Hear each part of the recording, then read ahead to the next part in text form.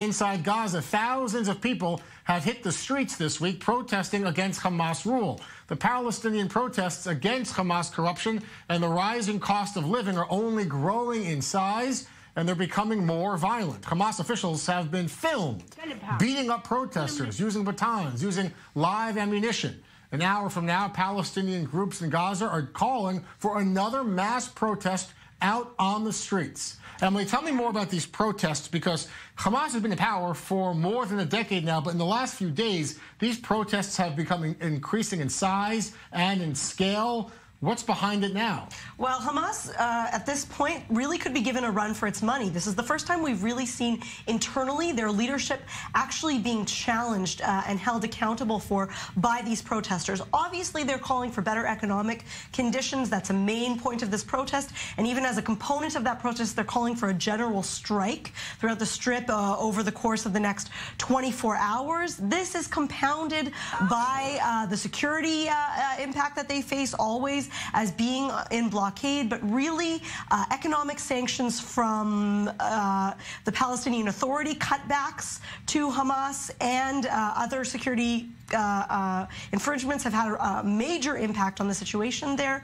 And actually, we have a few voices from those protesters inside Gaza. Let's hear what they had to say about why they're going to be taking to the streets.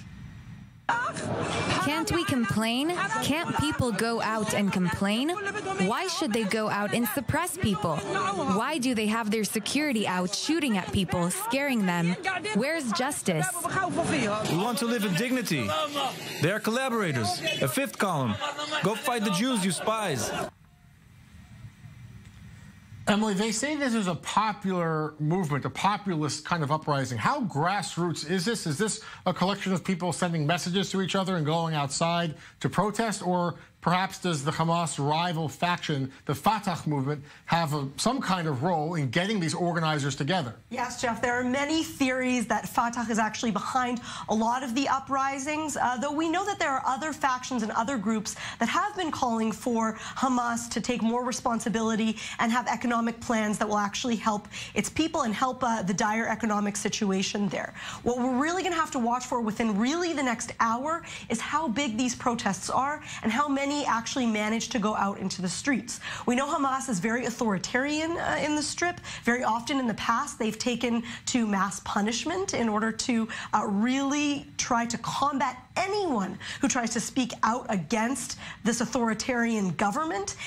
So far, we've seen little incidents of almost thuggery, incidents where people who have tried to speak out against Hamas, even in the past couple of weeks, have been threatened, have been injured, have been abused, just to try to scare people not to take to the streets. Yeah, and the video is pretty, it's pretty appalling. I mean, how violent the Hamas security forces are getting with the Palestinians. Absolutely, and in the past, we've seen public action by Hamas, even to try to publicly have public even hangings and other types of really scare tactics to try to keep people out of the streets. And the next hour, we'll have to see if that actually comes into play and how violent these clashes will be. Again, the call